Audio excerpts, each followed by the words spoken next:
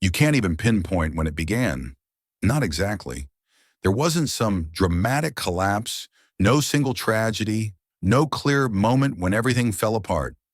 It was subtler than that, like a thin layer of smoke seeping in beneath the door of your everyday life. At first, you barely noticed it, just a quiet weight in your chest, a vague sense of unease that felt easy to brush off. But slowly, the silence between your thoughts started to grow louder. The things that once brought you joy felt distant, blurred. You still smiled, nodded in conversations, went through the motions, but on the inside, something was vanishing. You told yourself it was depression. That's the name we all reach for when we start to disappear from our own lives. But what if you're wrong? What if what you're experiencing isn't the end of who you are, but the beginning of something deeper?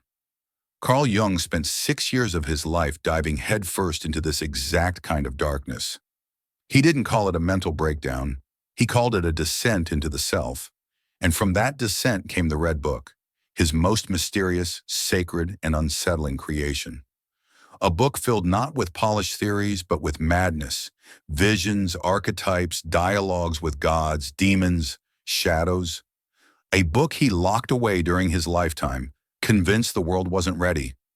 But maybe you are, because if you're watching this, you're not just depressed, you're awakening. And let's be clear, this isn't empty spiritual fluff or some feel-good fantasy. This is a psychological reckoning, a soul-level rebellion.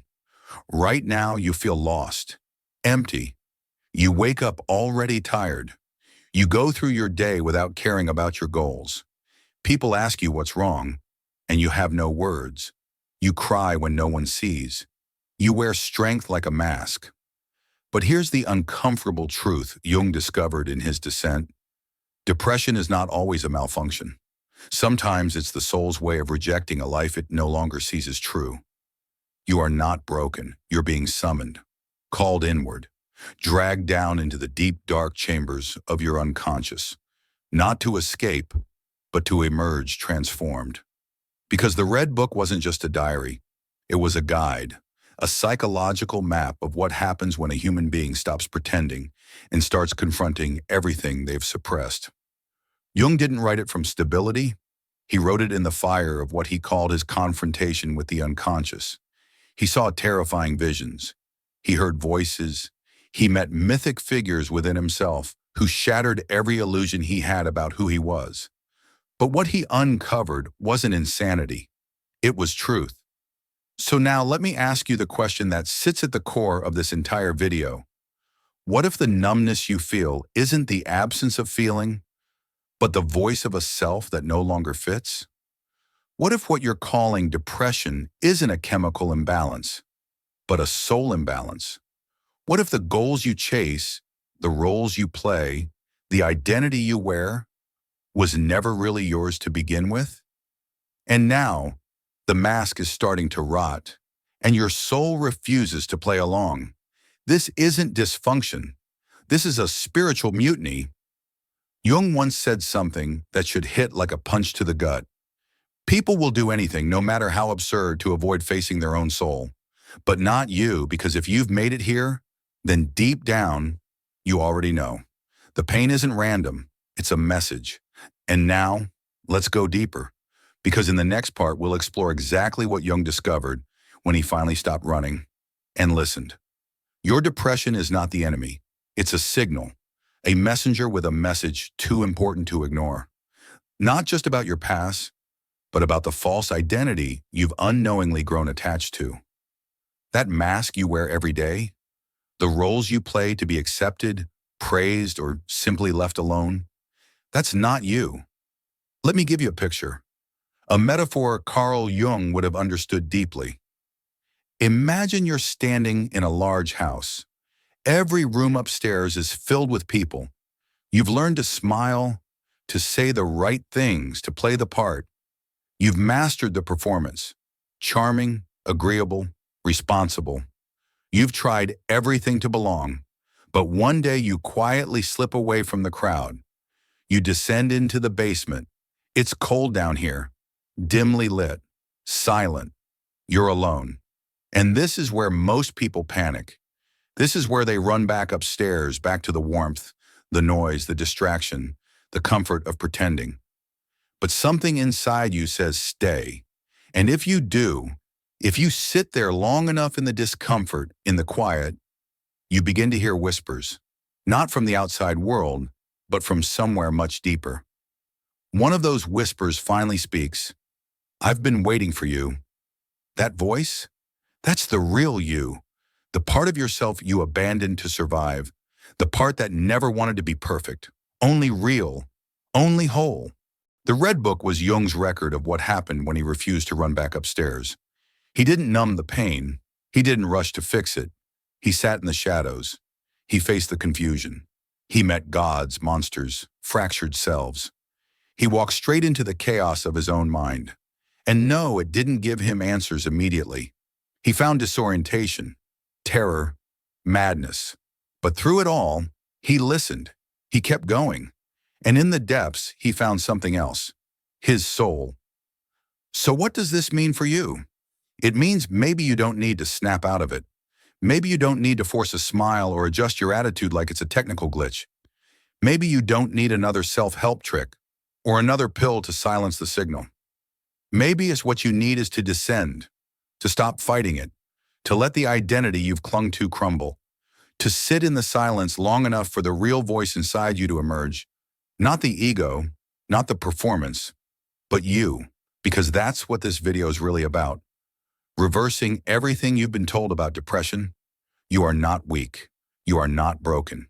You are not a problem to be fixed. You are being summoned, called into the depths by something more ancient than your trauma, more powerful than your thoughts. Your unconscious is knocking, and if you're brave enough to answer, to truly go inward, you might not return as the same person, but maybe that's the entire point. So let me ask you again. What if you're not depressed? What if you're just finally hearing the voice you spent your entire life avoiding? And what if that voice is you? You see, this darkness you're in, it's not a personal curse. It's not proof of failure, and you're not alone in it. What if I told you this darkness was never meant to be a diagnosis? It was meant to be a door. A door Carl Jung stepped through the moment he surrendered his beliefs about himself, his career, his sanity, and dared to face the abyss. The Red Book wasn't his way of escaping the dark. It was his way of making contact with it, of listening to what it had to teach. And now, it's your turn. In today's world, we've sanitized depression. We've stripped it of its depth and mystery, packaged it into clinical terms and chemical imbalances. We say it's about serotonin, about neurotransmitters, about self-care routines and mindfulness apps. But Jung knew something far more unsettling and far more liberating. He believed that the true purpose of human existence is simple, yet profound. To kindle a light in the darkness of being. Not to chase happiness, not to perfect the self-image, but to face the dark and light a flame within it. He understood that the soul doesn't retreat because it's damaged. It withdraws because it's been neglected, silenced by the masks we wear, the roles we perform, the compulsive urge to appear fine, even when everything inside is collapsing. So what did Jung do when his soul went silent? He didn't try to fix it. He didn't medicate it away or drown it in distractions. He followed it into visions, into myths, into madness itself. The Red Book became a living map of that inner terrain. It was no fantasy. It was filled with raw, symbolic landscapes, scorching deserts, hissing serpents, war gods, divine feminine forces, crumbling towers, and forgotten ruins. This wasn't imagination. This was Jung's descent into what he called the collective unconscious, an ancient spiritual ecosystem older than your thoughts, older than your traumas, older than even your name. It's the underworld of humanity's psyche, where every archetype lives and breathes, and he didn't just find chaos there. He found meaning, he found messages. Let's dive into what he encountered, because it's directly tied to what you're feeling right now. In the Red Book, Jung meets Philemon, a wise prophetic figure who becomes his inner guide. Philemon isn't real in a literal sense, but he's deeply true. He symbolizes the part of us that holds ancient wisdom, the voice that only speaks when the noise of the world is finally turned off. Then comes the Red One, a dark magnetic force representing pleasure, destruction, and repressed desire. He isn't a villain. He isn't a demon. Jung doesn't run from him. He listens. Because Jung understood something most people never realize. These figures weren't hallucinations. They were fragments of himself, splinters of the psyche, forgotten, exiled, suppressed for years. And here's where the truth hits like a cold wave. Depression, to Jung, wasn't the lack of joy. It was the arrival of truth. The truth about the friendships you kept alive just to avoid loneliness. The truth about the goals that were never really yours.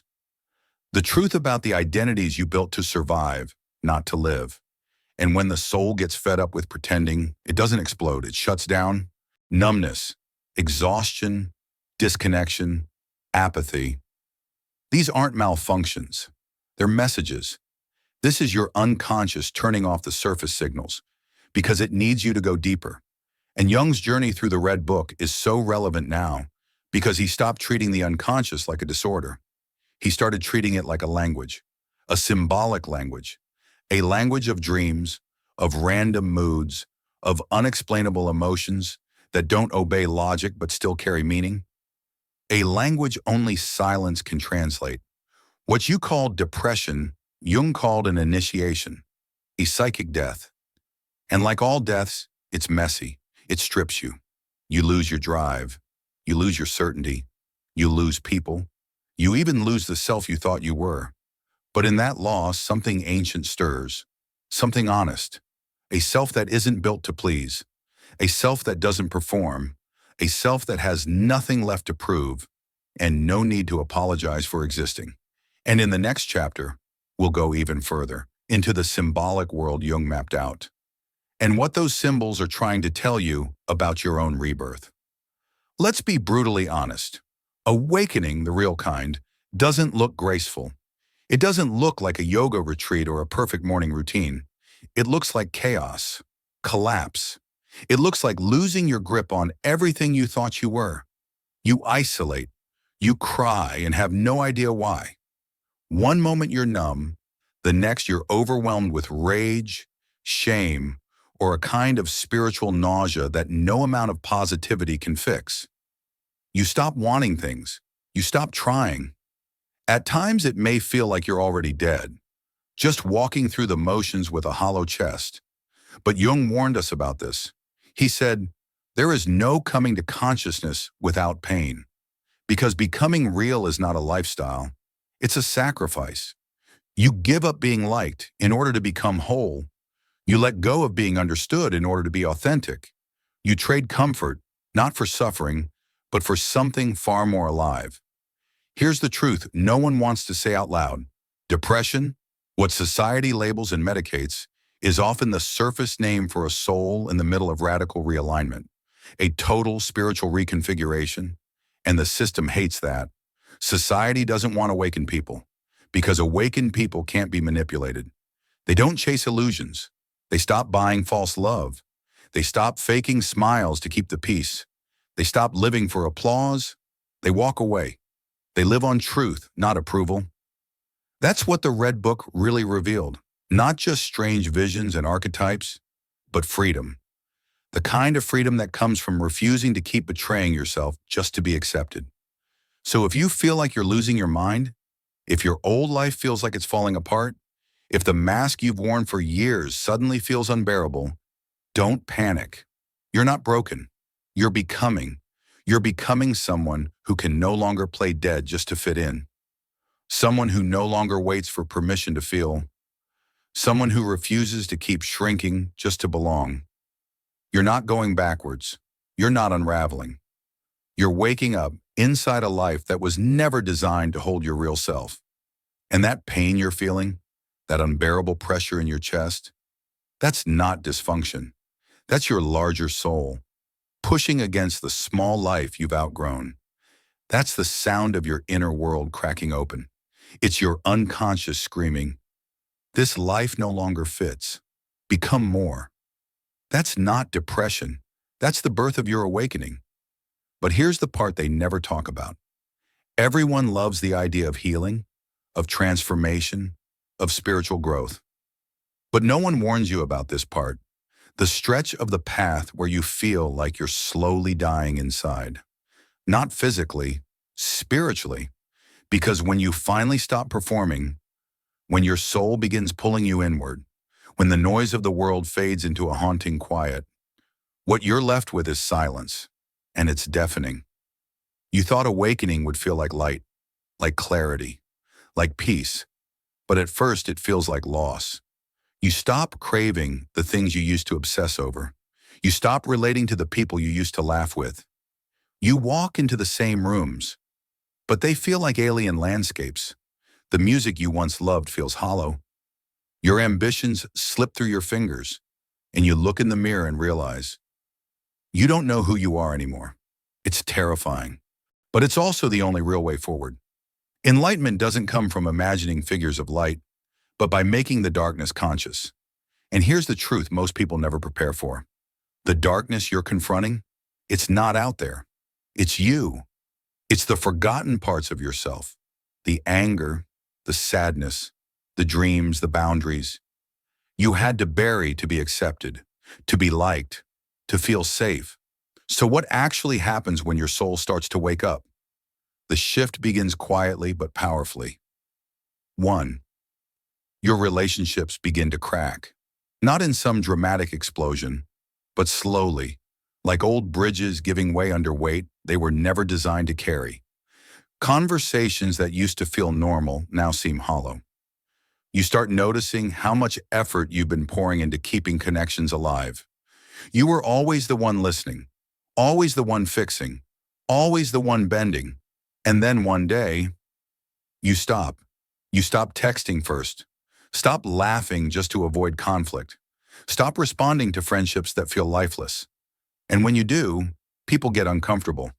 They say things like, "You've changed. You've become distant. You're not like you used to be." And they're absolutely right, because for the first time in your life, you've stopped pretending. 2, you begin to grieve the version of you that the world once applauded.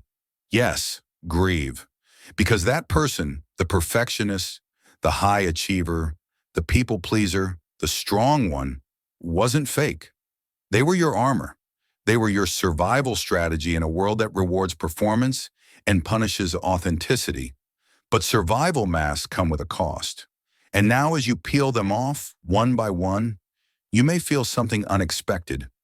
Emptiness. But that emptiness isn't failure. It's sacred space. It's the quiet room where something real is finally allowed to grow. 3, you begin to experience emotional whiplash. Peace one moment, rage the next, tears out of nowhere, suddenly numb, then a strange piercing clarity, followed by a wave of despair. You'll think something is wrong with you, but Jung would say, this is exactly right. Because when the unconscious rises, it brings everything. The childhood wounds you never voiced, the guilt you kept buried, the anger you were taught to suppress, the fantasies you felt ashamed to feel. They don't come to ruin you. They come to be seen. Because until they're seen, they rule your life from the shadows. Now they're surfacing, and yes, it's chaos, but it's necessary chaos. 4, you stop caring about external validation. You're no longer addicted to applause, likes, or status. It's not that you don't care, it's that those things no longer fill you. You post something meaningful, and nobody reacts. It doesn't ruin your day. You speak your truth, and if people misunderstand, you let them. Because now you see the truth. Approval was the drug that kept your real self sedated. And now that you've detoxed, you're craving something else entirely. Solitude, silence, self-respect. 5, you become a mirror. And this is the consequence no one warns you about. You walk into rooms and your very presence unsettles people. Not because you're being rude or confrontational, but because your authenticity reflects everything they've been hiding from. You speak calmly, and they feel judged. You set a boundary, and they feel abandoned. You tell the truth, and they feel exposed. You didn't change the world around you. You just stopped shrinking to make others comfortable. You became a mirror, and not everyone likes what they see staring back at them. But this is only the beginning. But here's something hard to accept. It's not your job to make the reflection comfortable for others. Carl Jung's awakening, documented in the Red Book, led him exactly to this point. Isolation, inner visions, fierce internal conflict, and eventually, freedom. But it came with a cost. He lost colleagues. Friends turned their backs on him. Other psychologists dismissed him as insane. His theories were too raw, too personal, too unconventional. But Jung didn't go back. He couldn't, because once you've seen your soul, truly seen it, you can't unsee it, and you can't keep pretending you're fine while living without it. Let's be honest. This phase of awakening, it's not linear. It doesn't run on a schedule. For some, it lasts weeks.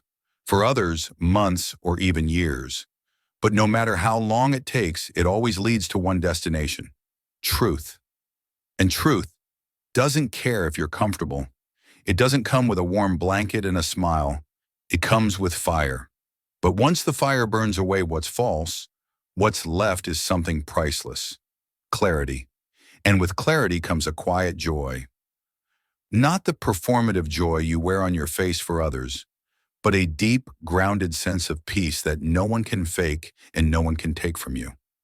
So if you're here right now, in the confusion, the ache, the darkness, hear this. You are not alone. You are not failing. You are not broken. You are shifting. The old self, the mask, the performance, the fragile identity, is cracking. Let it fall. Because something sacred is forming beneath the rubble. You've felt the ache. You've survived the silence. You've lost relationships, energy, even your sense of self.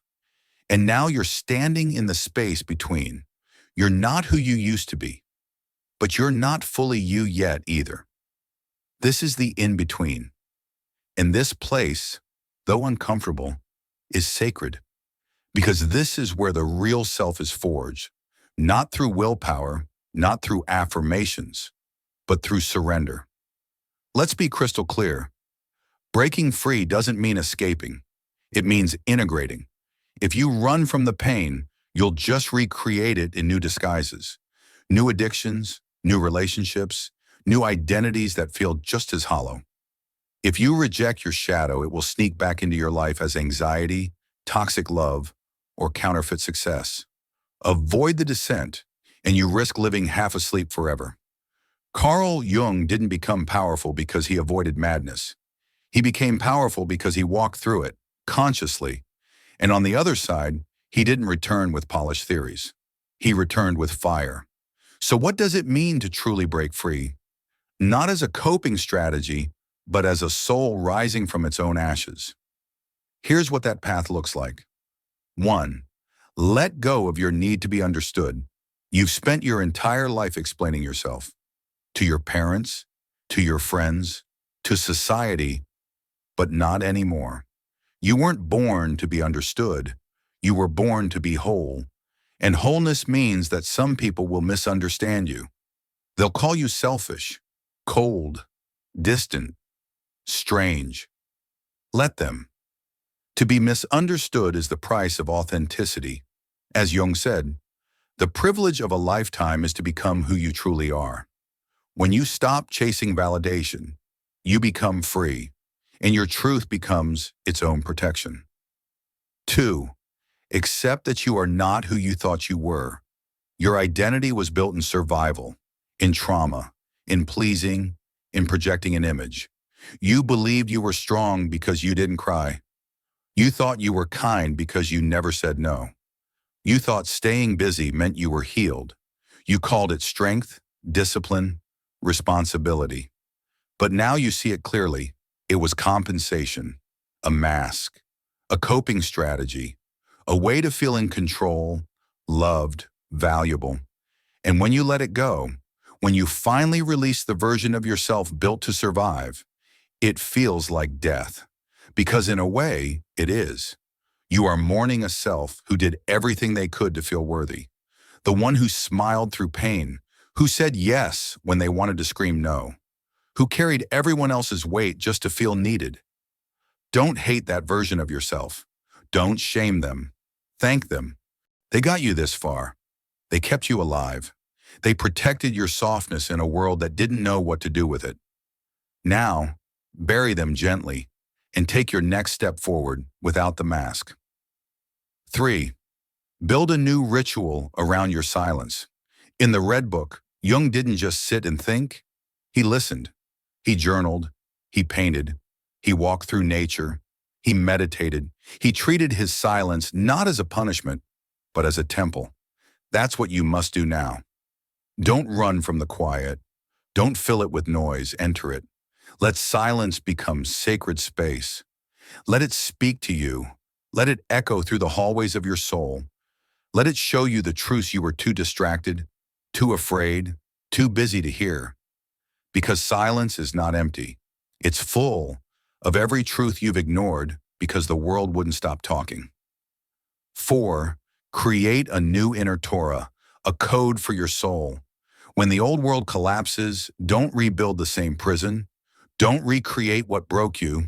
Build different. Write a new inner law. One that sounds like, I no longer trade authenticity for acceptance. I no longer chase what empties me. I protect my peace like it's sacred, because it is. I walk away without guilt. I speak what's real, not what's comfortable. I stop proving my worth. It's self-evident. I give love, but I will never beg for it. Let these words anchor you, because the outer world will try to pull you back into old habits, old stories, old roles.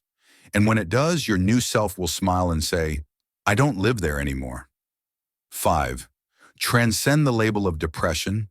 This might be the most controversial shift of all, but hear it with an open heart. You are not your diagnosis. You are not your pain. You are not a prisoner of your biology. That doesn't mean your suffering isn't real. It means there's something deeper than it. Jung didn't write the Red Book to offer a cure. He wrote it to offer context. To him, depression wasn't an end state. It was a soul state, a descent, not into disorder, but into meaning. And that descent, it's sacred because it prepares you for rebirth. So stop trying to return to who you were before the darkness arrived. That version of you was never whole. Now, you begin doing things differently, not from fear, from clarity. You say no without guilt. You walk away when a room drains your spirit. You rest before you collapse. You stop explaining when no one's really listening. You stop performing to be loved. You let silence speak for you, because you finally remember you were real long before the world decided you were worthy.